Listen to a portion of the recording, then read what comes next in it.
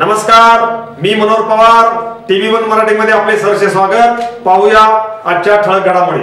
मतदानाची टक्केवारी वाढावी व लोकशाही बळकट व्हावी याकरिता जतमध्ये प्रशासनाने उभी केली मतदान संकल्प गुढी. लोकसभा निवडणुकीत जास्तीत जास्त मतदान कसे होईल याकडे प्रशासनाने लक्ष केंद्रित केले आहे.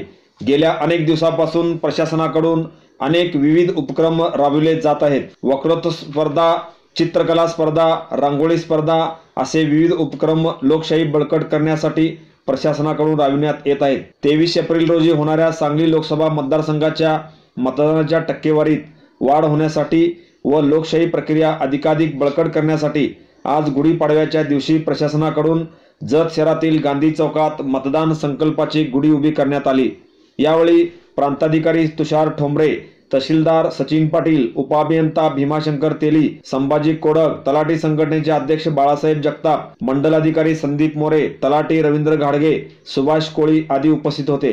यावेळी बोलताना निवडणूक अधिकारी तुषार ठोंबरे म्हणाले, ग्रामीण भागातील जनतेने लोकशाही प्रक्रिया बळकट करण्याकरिता मतदानाची टक्केवारी वाढली पाहिजे व जास्तीत जास्त लोकांनी घराबाहेर पडून मतदान केले पाहिजे असे आवाहन त्यांनी यावेळी केले. मतदार जागृती कार्यक्रमाच्या अंतर्गत आज 288 जत विधानसभा मतदारसंघामध्ये आज आपण मतदान संकल्पाची गुढी उभारलेली आहे.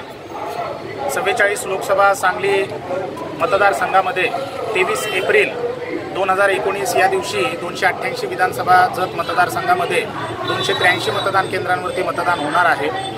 हे मतदान जास्तीत जास्त प्रमाणामध्ये व्हावं, तरुणांनी, महिलांनी जास्त मोठ्या प्रमाणावरती घराबाहेर पडावं आणि मतदानाची टक्केवारी वाढावी याकरता आपण स्वीप कार्यक्रमांतर्गत संपूर्ण तालुक्यामध्ये मतदार जागृतीचे वेगवेगळे कार्यक्रम करतो आहोत आणि मतदारांमध्ये ही जागृती जास्त झाली तर मतदानाचा टक्का आपोआप वाढतो, हा गेल्या निवडणुकांचा अनुभव आहे.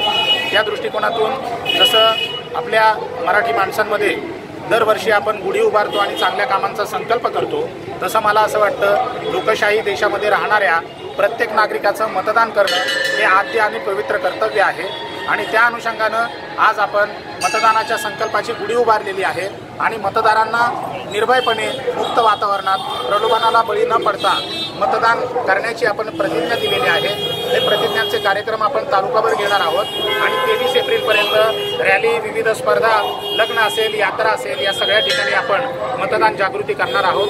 आज आपण मतदान संकल्पाची गुढी उभारून संपूर्ण तालुक्यामध्ये मतदानाची टक्केवारी वाढवण्याचा संकल्प केलेला आहे आणि तालुक्यातील सर्व मतदारांना जास्तीत जास्त प्रमाणामध्ये आणि प्रलोभनाला बळी न पडता मुक्त आणि निर्भयपणे मतदानाचं आवाहन केलेलं आहे.